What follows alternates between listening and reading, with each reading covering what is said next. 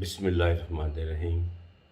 تمام قابل احترام ناظرین کو میری طرف سے باادب السلام علیکم۔ میں مختلف ٹاپکس پہ بات کرنے کی تیاری کرتا ہوں تو لوگ جو ہیں وہ کال کر کے کچھ نیا ٹاپک دے دیتے ہیں، تو مجھے آپ لوگ بہت عزیز ہیں۔ میں آپ کی بات کو ہمیشہ ترجیح دیتا ہوں، اپنا موضوع جو ہوتا ہے اس کو میں سائیڈ لائن کر دیتا ہوں اور آپ کی بات جو ہے اس کو پریفر کرتا ہوں۔ تو بہرحال لگاتار جب کچھ زیادہ کال جس ٹاپک پہ آئیں میں اس ٹاپک پہ بات کرتا ہوں، تو لوگوں نے زیادہ مجھ سے پوچھا ہے حضرت خدیجہ الکبریٰ رضی اللہ تعالی عنہا ان کے بارے میں۔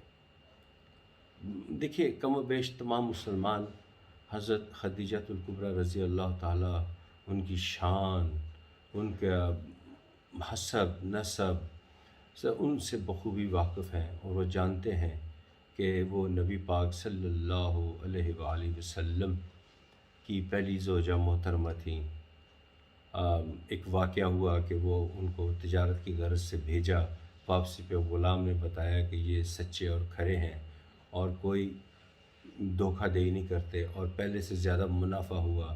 پھر آپ نے شادی کا پیغام بھیجا تو آپ نے قبول کر لیا، اور شادی کے وقت آپ کو پتہ ہے کہ نبی پاک صلی اللہ علیہ وآلہ وسلم کی عمر 25 سال تھی، اور حضرت خدیجہ الکبریٰ رضی اللہ تعالی عنہا ان کی عمر مبارک 40 سال تھی، اور وہ بیوہ تھیں۔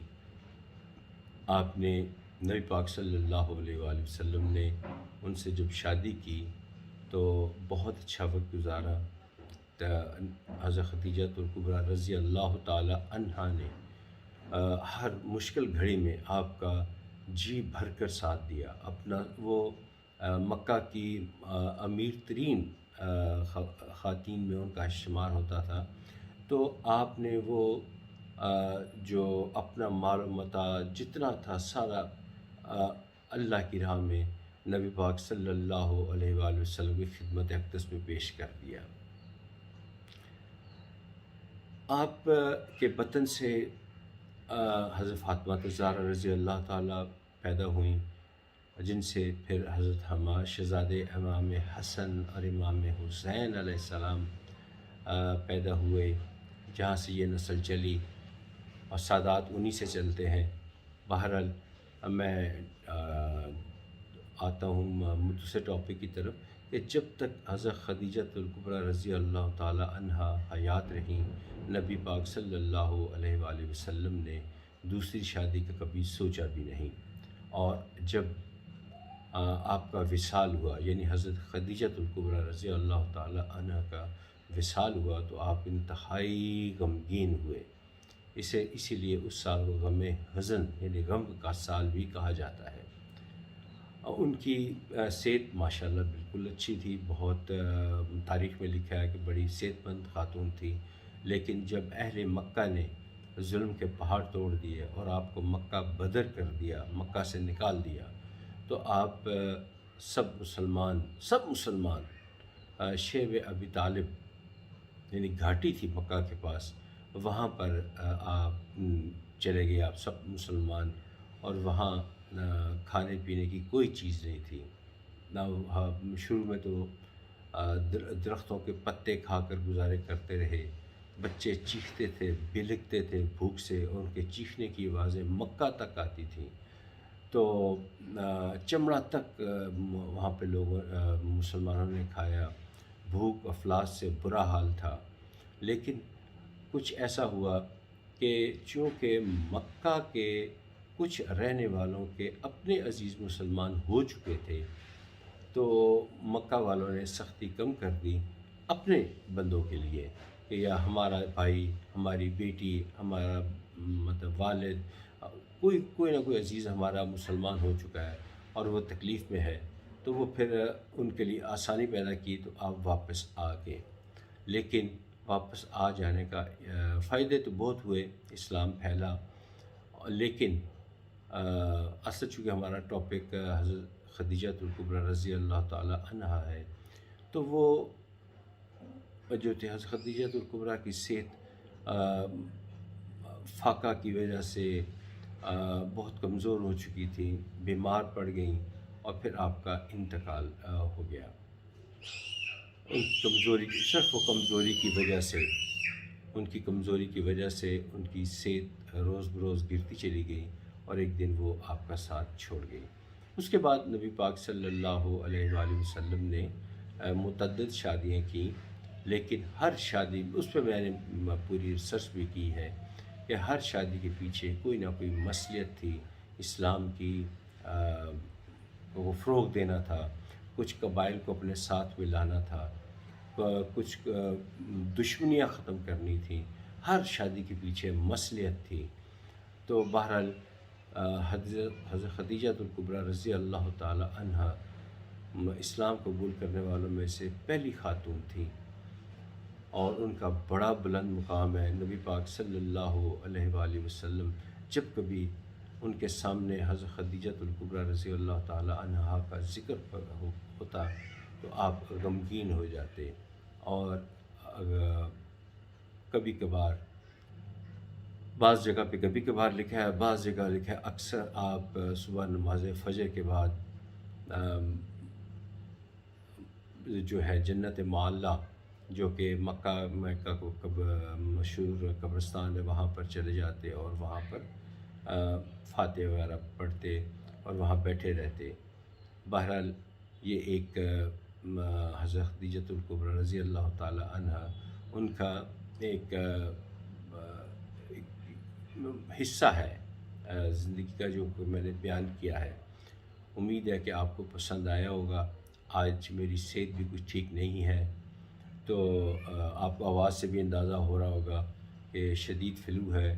آپ لوگوں سے دعا کی درخواست ہے کہ آپ پلیز میرے لیے، میری صحت کے لیے دعا کریں، تاکہ میں روزانہ بلا ناغہ آپ کی خدمت میں حاضر ہوتا رہوں۔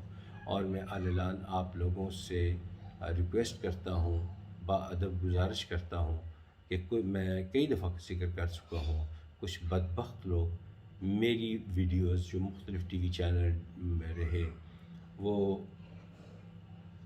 میری ویڈیوز جو ہیں وہ سوشل میڈیا پہ چلاتے ہیں، اور نیچے اپنے موبائل نمبر دے کر لوگوں کو بہکاتے ہیں، کیونکہ میں لوگوں کے مسائل کا حل بتاتا ہوں جو میں نے کبھی یہاں آن ایئر ڈسکس نہیں کیا۔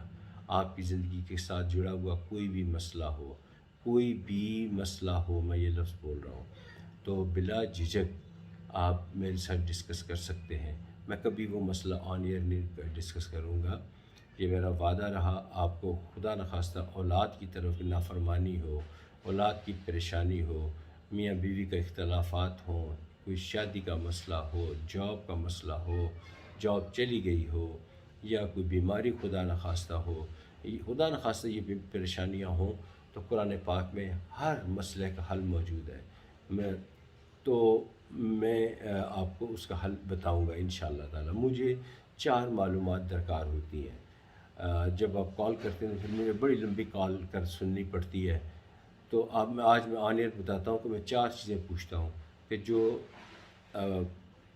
پوچھنا چاہتا ہے اپنے بارے میں وہ اپنا نام بتائے، اپنے والد صاحب کا نام بتائے، اپنی اندازن عمر ایج بتائے، اور پھر جہاں سے وہ کال کر رہے ہیں وہ جگہ بتائے۔ 4 معلومات مجھے چاہیے۔ یہ مجھے میرے موبائل نمبر کال کر کے بتائیں، اور اپنا مسئلہ بتائیں، اور حل اس کا پوچھیں اس کی ریمیڈی کیا ہے۔ تو کرنا میں نے کچھ نہیں ہے، میں نے صرف آپ کی رہنمائی کرنی ہے، اور پھر آپ نے اس پہ عمل کرنا ہے، اور نماز پنجگانہ ادا کرنی ہے۔ تو انشاءاللہ تعالی کامیابی کے امکانات کم و بیش 100% ہیں۔ تو میری آپ لوگوں سے درخواست ہے کہ پلیز خدا را جو ہے ان فراڈی لوگوں سے بچیں۔ میرا نمبر آپ کو پتہ ہی ہے، میں ڈسکرپشن میں بھی کبھی کبھی لکھ دیتا ہوں، اور زبانی میں آج بتا دیتا ہوں، وہ ہے 0321 6282 085 0321 6282 085۔ پاکستان سے باہر سے کال کرنے والے وہ 0092 کا اضافہ کر لیں، تو آپ کی کال میرے ساتھ ڈائریکٹ مل جائے گی۔ ٹائمنگ کا خیال کیا کریں پلیز۔ میں آپ کی خدمت کرتا ہوں تو ٹائمنگ کا خیال کیا کریں، کیونکہ جب رات کو 1-1:30 گھنٹی بجتی ہے تو میں پیار میں اٹھا لیتا ہوں، تو یا میں کوئی تسبیحات میں ہوتا ہوں تو کال ڈراپ ہو جاتی ہے، پھر کال آتی ہے، پھر کال آتی ہے۔ تو ایسا نہ کیا کریں، رات ہم ٹائم آبزرو کر لیا کریں، گوگل سے ٹائم چیک کر لیا کریں کہ پاکستان میں اس وقت کیا ٹائم ہے۔ پاکستانی کو تو پتہ ہوتا ہے، لیکن جو پاکستان سے باہر رہنے والے ہیں وہ گوگل سے پاکستان کا ٹائم چیک کر لیا کریں۔ انشاءاللہ تعالی میں آپ کی رہنمائی کروں گا۔ اچھا، بعض لوگ پوچھتے ہیں کہ ہماری اولاد نہیں ہے تو چونکہ یہ ایک جنرل کویسچن ہے تو میں بتا دوں کہ آپ لوگ سورہ شورا آیت نمبر 49 پارہ نمبر 25 یہ گوگل سے آپ ڈاؤن لوڈ کر لیں اور اس کے بعد اس کو یاد کر لیں اور اس کا بکثرت ورد کریں۔ انشاءاللہ تعالی اللہ تعالیٰ آپ کو اولاد سے نوازیں گے انشاءاللہ تعالی۔ تسبیحات بھی ہیں، میں وہ بھی آپ کو کسی دن بتاؤں گا۔ آج میں نے بتایا جیسے میری طبیعت ٹھیک نہیں ہے تو پلیز آج اسی پہ اکتفا میں کرتا ہوں اور آپ قبول کیجئے، اور نمبر کو یاد رکھیے۔ کسی اور کے نمبر، جہاں نمبر آپ کو نظر آئے اور میں وہاں بیٹھا ہوا نظر آؤں، نمبر کسی اور کوئی اور ہو اس کے میں جو میں نے بتایا ہے اس کے علاوہ کوئی اور نمبر ہو تو ان پر ٹرسٹ نہ کیجیے گا۔ اپنا ایمان، اپنی رزق حلال کی کمائی اس کو بچائیں، اور جو صحیح رہبر ہے اس سے آپ رہنمائی حاصل کیجیے۔ Thank you very much. انشاءاللہ کل پھر ملاقات ہوگی، تب تک اجازت دیجیے۔ خدا حافظ۔